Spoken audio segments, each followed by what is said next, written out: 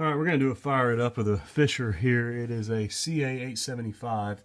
It's supposed to be 150 watts per channel, and I think from what I've heard from YouTube user Wayback Tech, check him out.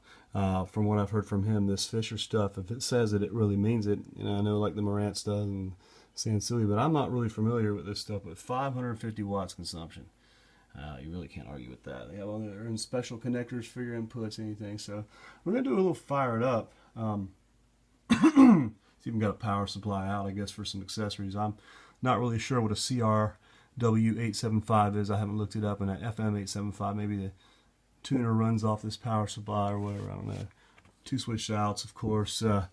Big heatsink back here with cover. I have injected some gator clip power into it. I guess the hot would be the one with the line. Wasn't sure, but it hopefully wouldn't matter on this. I don't know. So far, I'm impressed with this. I noticed the power button. I'm going to have to take apart and do a little work on the power button. Here's the back of it. I haven't wiped it off. I haven't done anything to it. I have test speakers because I would never, of course, test anything with my JBLs. Or actually, these used to be my test speakers, the Lonkios, but since I've put new, let me show you.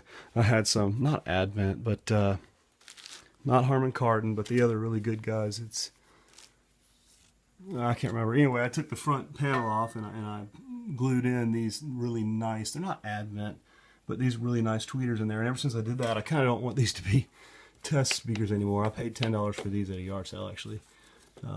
Everything else worked. The guy said they were awesome. Of course, he didn't know that the tweeters were blown. He gives them hell, I guess. They're 100 watts for each, it says. Who knows? But Harman Kardon. I know Harman Kardon. What are those tweeters? I always forget the name. They're incredible. I got them out of a like a $300 iPod dock that blew up, and a friend of mine gave me the speakers out of it, and they Harman Kardon, guys, come on. I'm sorry. I want to tell you what they are so bad. Those little tweeters. I used to have them in my F-150 with some JBLs in the front doors, and I had some Bose boxes in the back, and ran everything off a little Pioneer head. But so anyway, this thing looks pretty sweet. I need to fix this, and it's got a standby actually, so I guess it doesn't matter. Speaker A on. I've got it tied into the secondary Sharp CD player here. I did a video on that. This thing will play anything scratched, whatever. The Sansui is a lot more sensitive when it comes to scratch CDs, but I bought it to go with the AU-217 and the TU-317 Sansui setup. They're going to go probably with that CD player and with the Sansui SE9, so I got a complete. Now I need to find a tape deck, and they're going to go probably with the Wharfdales, and the Marantz and company and some other things are going to go with probably the JBLs, and the Onkios are going to go probably with this Pioneer or that Yamaha that I haven't tested yet, or the Fisher. I don't know. These Fishers are supposed to be sweet. So anyway, here's the display. Check this out. This is cool. I never would have expected this, but they light up kind of cool. I noticed that I need to spray a couple of the switches. So I've got it plugged in. I kind of like the way it's set up. I think this is one of the nicer ones. Maybe somebody could tell me. I haven't tested it thoroughly yet, but got them hooked up to these little junkyard find speakers I got here. I can use those with another channel on this because that's a 6-channel Bose system there, but you just have to use a couple different amps to power each channel in, then it has each channel out. It's kind of secular the way it's designed, which is cool. I was thinking about using this with the mains on that, and then something, I don't know, but this is 150 watts. This guy needs to be something big. I think the Wharfdales are only rated at 50, but they're efficient. Who knows? I think the JBLs there are only rated at like 70, 60. So I'm going to have to get some, well, I've got some big, huge speakers in my storage unit y'all haven't seen yet, but anyway, I don't have the remote for this, and here's the CD player that goes with it. I haven't cleaned it. What they do is to keep people away from grabbing this stuff out of the landfill, is they just cut the cord, and they kind of screwed me on this one a little bit because the thing's cut short, so I'm going to have to go in there and redo it. But so this has the weird connector that goes into that, and then it controls it through that. But we're going to fire this up later. I'm going to get into it, and I'll do an inside view. I just wanted to show you guys this stuff. I picked this up. It had been rained on for 4, 5, 6 days. I'll let it dry out for several days in a warmer environment, and here's what we're getting. We're going to put this all the way down. This I can fix. It's been dropped right here, so it got pressed in, but I think I can fix that where it goes. And but anyway, like I said, you can use a standby, or I can probably order a remote for it for next to nothing. I've done that with some Pioneer stuff. But this thing's got some pretty good stuff on it. I like the way it lights here. It shows you the signal path here, which is cool. Anyway, you see the meter there. I don't know if it's going to focus in. 150 watts. I don't know. That's per channel. I haven't looked this thing up. Actually, I think it is. Now on this is 65 watts, but that's cumulative for the two channels together the way this guy is here. Let me show you. The Pioneer CA-875. This is it's cumulative, but this thing thumps pretty hard. I've got it on A here hooked up. It didn't have a knob. This knob was scratched, and it didn't have a knob, so I put this crappy little cheater knob on there for now. And then I shouldn't have done that, but I put marks here anyway. It would have looked better. I've got the 15 hertz and below turned off, but this guy's got two inverted 6s in it. I think I did a video on that, and it sounds really good. It puts out as much as these two massive badass, JBL long excursion cones here. This is actually what these 4312s is actually what you would find in 90% of the recording studios in the late 70s and all through the 80s. That's how good they are. I have a picture that I took of Brian Wilson recording at Western Recorders, and they have a pair of these. The older version, this is the Mark II. They use the Mark I, which is 4312As.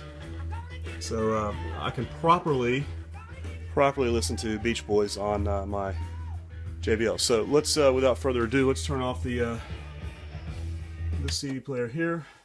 Up here we have the old Sharp, which actually, like I said, plays scratched everything. It never quits unless it absolutely can't read it. Like you put a taco in there. Sometimes it'll play the taco.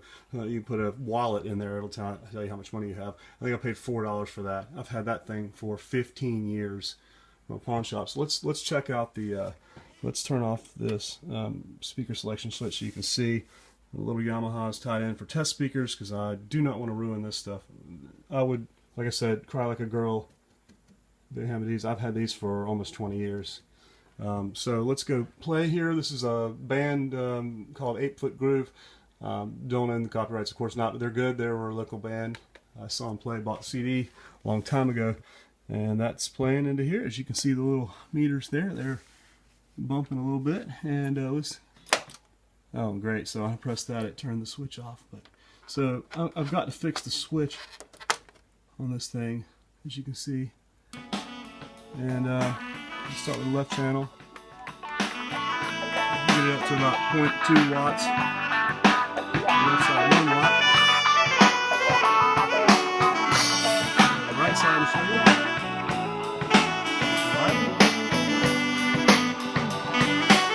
Sounds nice and clear. Kind of late, guys. Sorry. They're even. They sound really even and everything. As you can see, I've got the bass control all the way down, so check this out. This thing's got some juice to it now. Even with these little ones. Now, I don't have any subwoofer hooked up. These are hooked up direct. Nothing else. So just to let you know, the the Fisher here has got some gumption, some gravitas. It's awesome. Juice, get loud, get loose, get funky with the juice. Get loud, get loose, get funky with the juice. Get loud, get loose,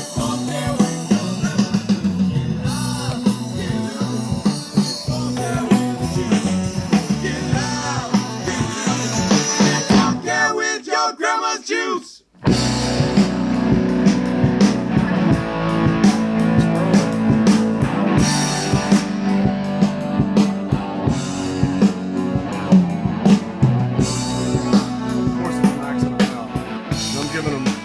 It's at 20 watts there, and I don't know what they're rated at. They're not meant to take all that low end, of course. I don't know if you can hear me. Hang on. I am impressed. As impressed with this Fisher as I am with the preamp and the Marantz, and of course the Sansui.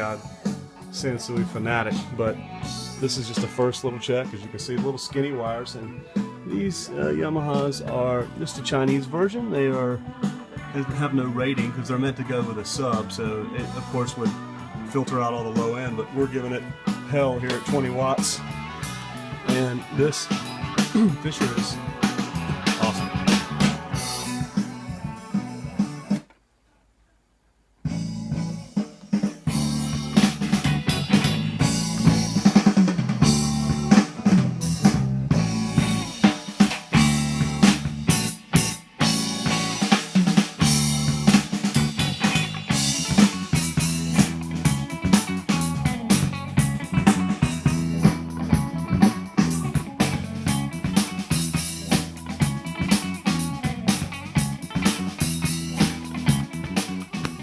Alright, and I got an idea here for you too. Here's what we're going to do. I think we're going to give the Pioneer a break for a while. Let it rest with the Sansui that we've been giving hell for years. And we're going to, since this does have A and B, we are going to plug in the Fisher for a while and try to fix that switch. We can use, like I said, the standby, but I like the mute on it too, and I love the meter. And so it's got a volume indicator and then actually your wattage output there. Sorry about the glare, but this thing sounds awesome.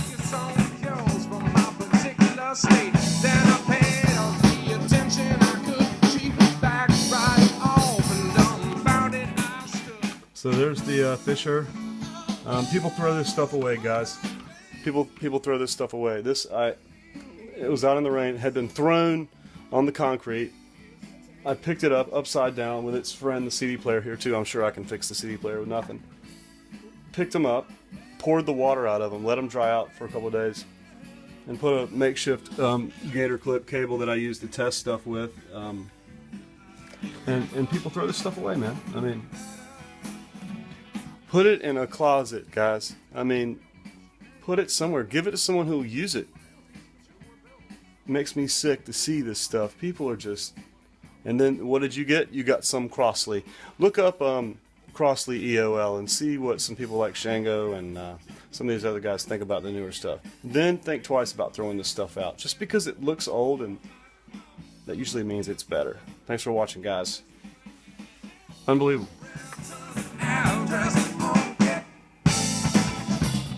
So the only repairs I do to it, pour the water out and let it dry out. You'll get electrolysis. If something's wet like that, you get, guys, on the side of the road. If it's rained on, it doesn't mean it's bad. Let it dry out real good. Turn it upside down. Put it in a warm environment for 5 days. Do not turn it on. You will burn the leads off on the chips and the small connectors on things in there. So here's the Fisher.